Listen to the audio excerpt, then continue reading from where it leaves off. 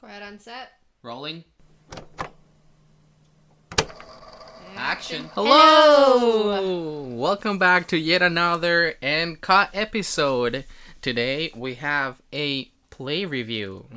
Yes, today in honor of this musical being finally shown in Boston at the Citizens Bank Opera House, we will be reviewing Wicked for you guys. Obviously Wicked's been around for almost our entire lives. It initially came out in 2003. And it's been going headstrong ever since. But for anybody who wants to go see it in Boston, it's from June 8th through to July 24th, again at the Citizens Bank Opera House. I wish I could go see it. I don't know if we can go see it again. We did see it in London. It's a really great show. So in honor of that, we'll be giving you guys a little review of it. So this review is going to be as spoiler-free as possible. In case you do want to see it, because the opportunity is right now, right there. Yes. One more thing is, what was I thinking about? I don't know. I don't know what I was thinking about. I forgot. Okay, just I'll continue. just continue then. Okay, so that, like you said, is going to be as spoiler-free as possible. But we will give you just a general glimpse as to what it's about. So, this musical... I know what I was going to say. What were you going to say? For those who don't know, Wicked is not written by the original person that wrote The Wizard of Oz. Yes. But it is the story of what happened to the Wicked Witch of the West. The Wicked Witch of the Northwest. Written by a different person, but it's like this spin-off of what happens. Yes, like I was about to say, this book was written in 1995 by Gregory Maguire, titled Wicked: The Life and Times of the Wicked Witch of the West. So it tells the story through the perspective of Elphaba, as well as talking more about Glinda and her point of view of things as well. It sort of touches upon Dorothy, but not nearly to the extent the initial was. This is very much, I guess you could say, fan fiction from the original storyline. And it's actually kind of fun. This might be a little bit of a spoiler. So just spoiler alert. You are going to see the characters of, like, the Lion and the Tin Man, but they're going to be, like, there for 10 seconds because we're not talking about them in this play. They're not important as far as the Wicked Witch of the West it's like a little goes. wink to the original movie. So they do exist in this universe. So yeah, we see Glinda and Elphaba, which, for anyone who doesn't know, that's the Wicked of the Witch's West's actual name, Elphaba. They are both going to what I'm assuming is like a university of sorts, boarding school, so that sort of thing, to learn, kind of like Hogwarts, where it's like magic and history, all that's happening in Oz. Is it this for like more than just witches? Is for I like think all magical so, creatures? They had like a animal as a teacher as well. Yeah, it's for all magical creatures. Yeah, which takes like almost everybody in Oz as a magical creature of some sort. So I guess anybody could technically attend this school. But it basically shows how the two of them were kind of sort of friends and then kind of sort of not, rivalry with each other, but then growing to care for each other. Like, it's very interesting. I'm trying to understand their dynamic because it kind of wishy-washes through the actual plot of the story.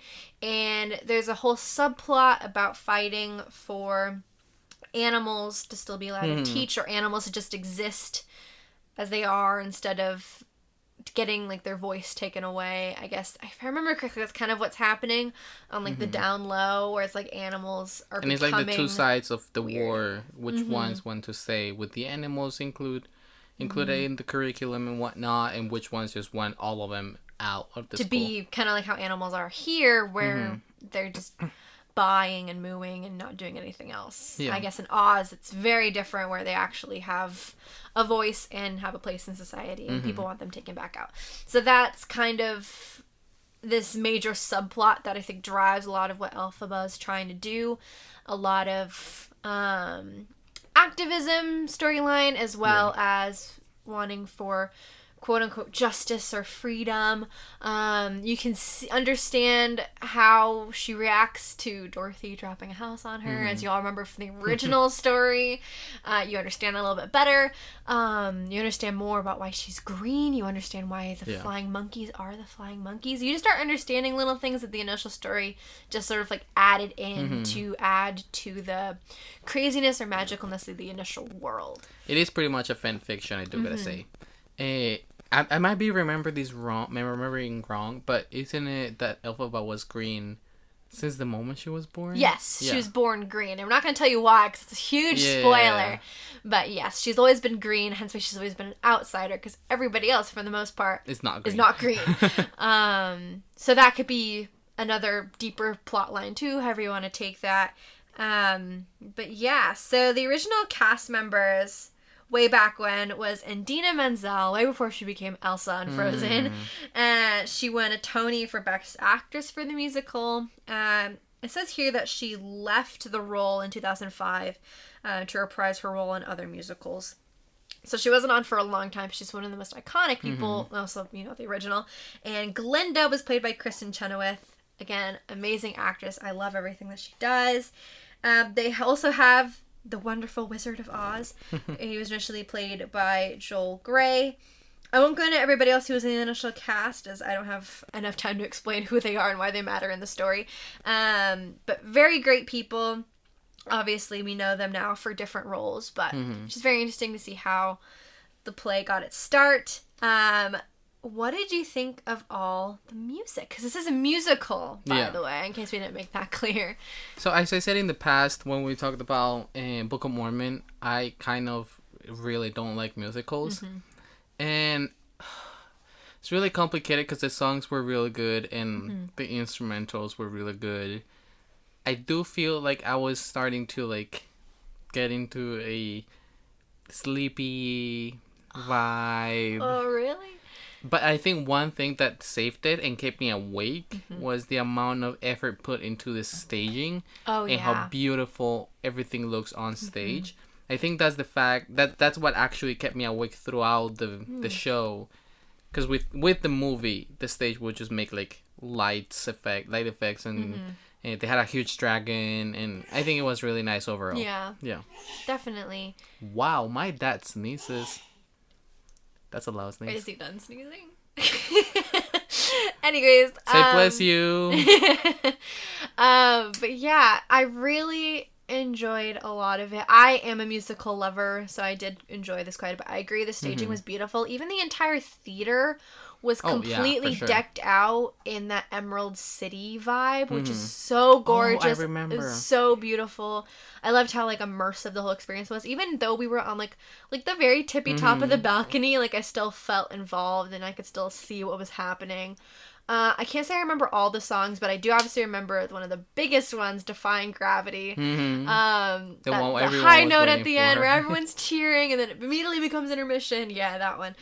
That's so great. I love every actress that's able to hit that high note at the end. I am pretty sure that this is not specific to the theater we saw it at, but as you were commenting, the whole theater was a whole experience, and you were entering Emerald City.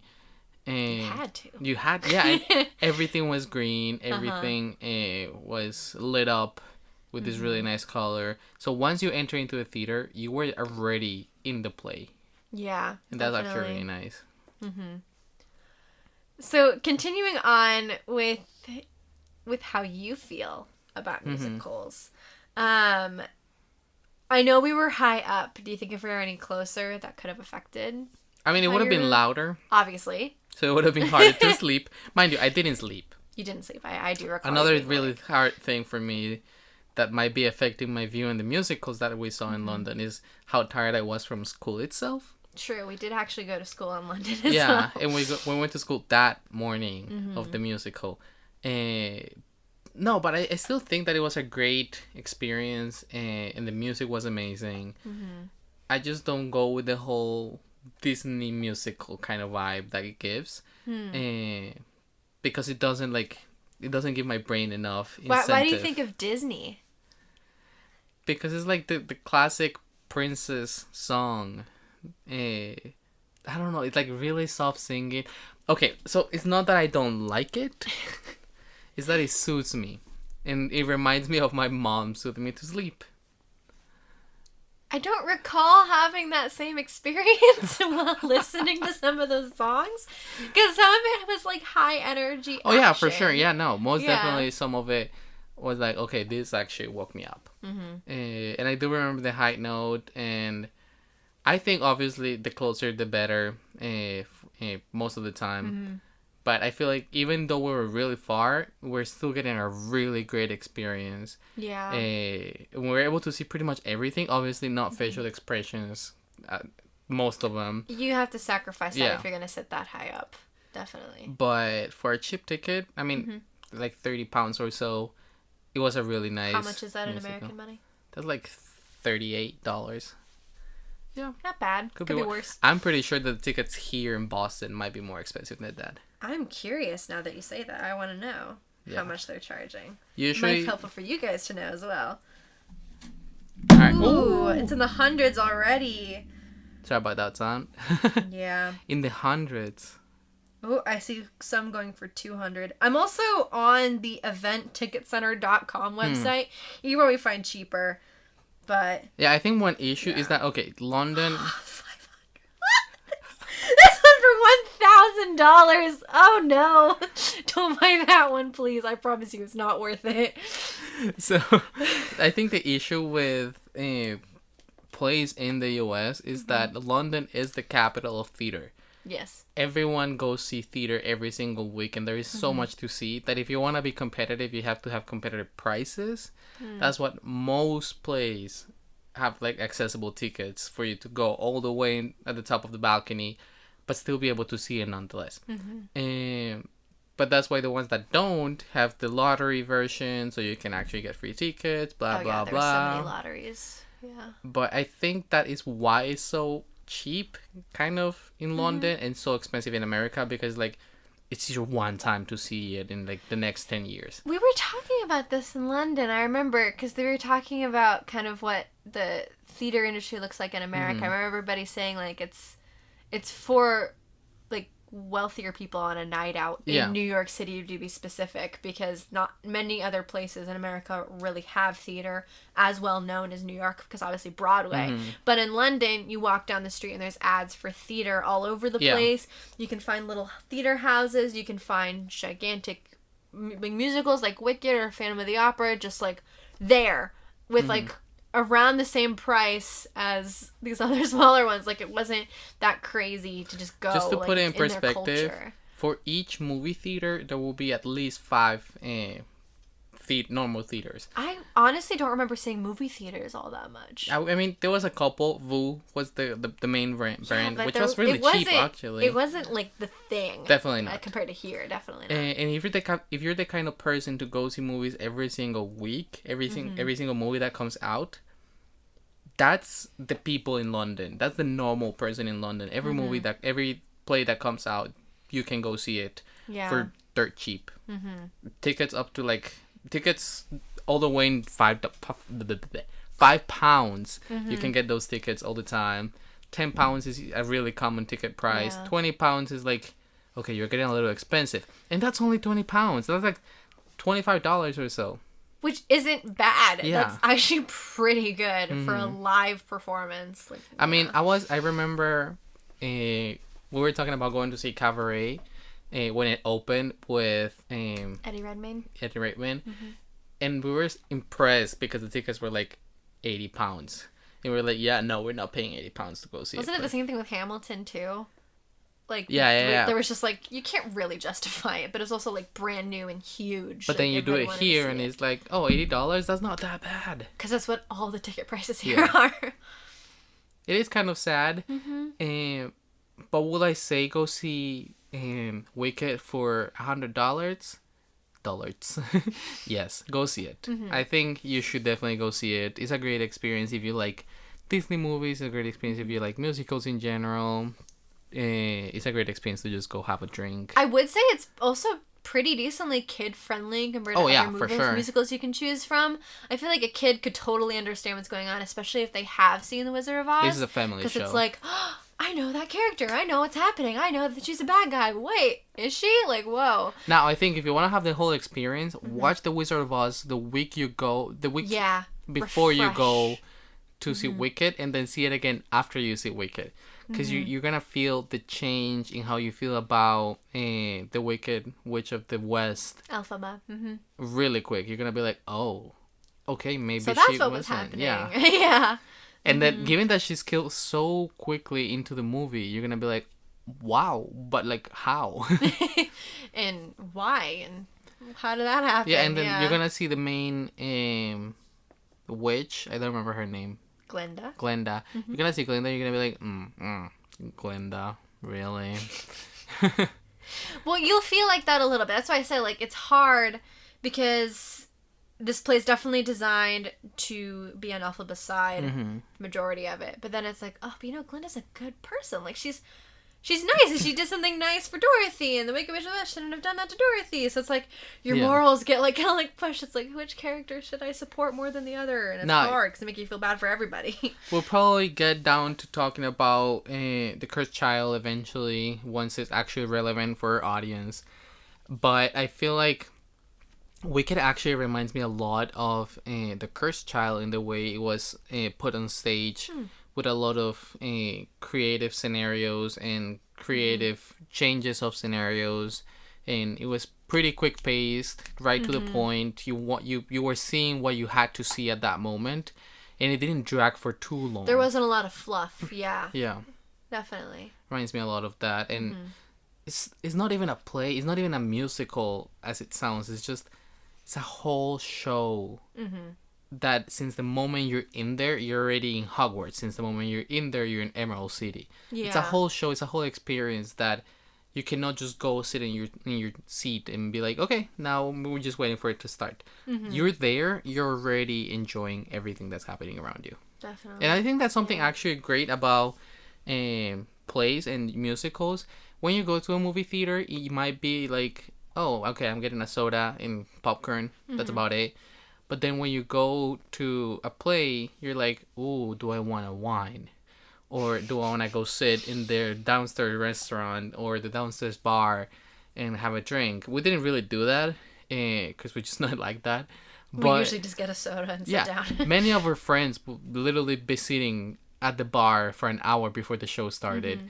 And that's a great experience that you can have if you go see plays. I mean, it also happens in the U.S. And if you have that opportunity to go see Wicked, I will do it for sure. Definitely. Yeah. And I think, as like a final wrap up on the thing you mentioned with the Cursed Child, I think the way that the show is written, I can believe it. I think significantly more than I can believe a lot of what happened in the Cursed Child. And I think that's a lot of the controversy that we'll touch on later when we go to talk about it. That I just feel like there was already so much that wasn't said, and so many characters that were like didn't get a chance to really develop any more than just like bad, good. Yeah. So I feel like this play worked out really well, and I really liked how they brought in the original storyline at the end as well. I think with Cursed Child, I think a lot of the controversy is more just like, you made that up, but you already established A, B, and C had already happened. I think the issue with the Cursed Child, for example, is that they try to play around with the offsprings of known characters that you already know their story and you know every single detail that goes to them. What Wicked did is gave us a whole story on a character that dies in the first 5 minutes of the movie. Yeah. And that's what's great about it. It makes me think a little bit of like what would happen if we had a movie of the sharks that don't want to eat fish from Finding Nemo. What will happen in those anything can happen because nothing was already established. Yeah, you just know that he cannot, he doesn't want to eat fish. Why? How did he get to that point? Yeah.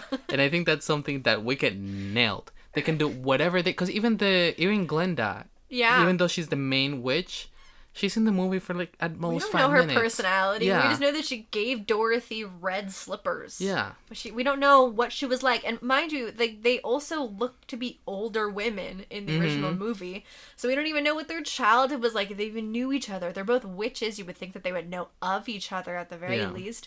But this like kind of nicely answers some questions that I really enjoyed. It actually gets me a little excited, and it's like, I see what you did there. Yeah, like there you go. Like Pretty solid. they gave us the thing that we really wanted, but we didn't know we needed. But once we had it, it was like, I love this. Yeah. Okay, maybe I did like it more than I thought. I mean, you're raving about it right now. So It's because I really enjoyed the concept that they went with. They Yeah. just gave me a whole new character from a character that I knew. definitely probably the most successful book fan fiction thing that I've seen.